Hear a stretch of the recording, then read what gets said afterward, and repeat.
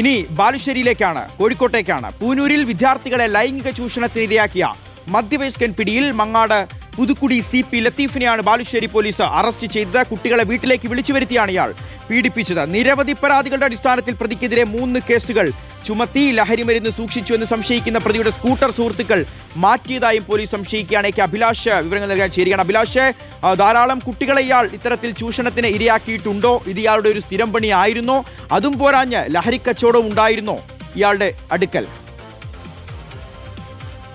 ഷിഹാസ്, ഞെട്ടിക്കുന്ന ചില വിവരങ്ങൾ തന്നെയാണ് ബാലുശ്ശേരി പോലീസ് സ്റ്റേഷൻ പരിധിയിൽ നിന്ന് വരുന്നത്. 10ലേറെ കുട്ടികളെ ലൈംഗിക ചൂഷണത്തിന് വിധേയമാക്കിയ ഒരാളെ ബാലുശ്ശേരി പോലീസ് അറസ്റ്റ് ചെയ്തിരിക്കുന്നു. ഇയാൾക്കെതിരെ 3 കേസുകളാണ് ഇപ്പോൾ ചുമത്തിയിരിക്കുന്നത്. ബാലുശ്ശേരി എസ്റ്റേറ്റ് മുക്കിൽ നിന്ന് സമീപകാലത്താണ് ഇയാൾ താമസം മാറി എത്തിയത്. അവിടെ ഒരു കട നടത്തുകയും ചെയ്യുന്നുണ്ട്.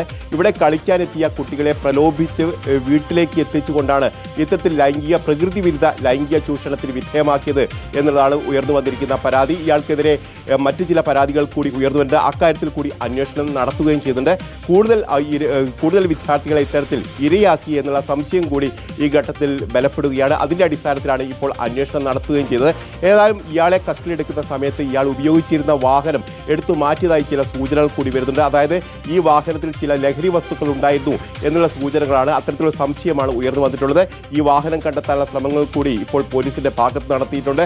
ഇയാളുടെ സുഹൃത്തുക്കളാണ് ഇത്തരത്തിൽ വാഹനം മാറ്റിയത് എന്നാണ് ഇപ്പോൾ ലഭ്യമായിക്കൊണ്ടിരിക്കുന്ന വിവരം. ഏതായാലും നിരവധി കുട്ടികളെ ഇത്തരത്തിൽ പ്രകൃതി വിരുദ്ധ ലൈംഗിക പീഡനത്തിന് ഇയാൾ ഇരയാക്കി എന്നുള്ള സൂചനകളും അത്തരത്തിലുള്ള പരാതികളുമാണ് ഉയർന്നു വരുന്നത്. ഏതായാലും ഇത് സംബന്ധിച്ച് ബാലാവകാശ കമ്മീഷൻ, ശിശുക്ഷേമ വകുപ്പ് അടക്കം അന്വേഷണം നടത്തുകയും ചെയ്യും എന്നാണ് നമുക്ക് മനസ്സിലാക്കാൻ കഴിയുന്നത്. ശരി, അഭിലാഷ്.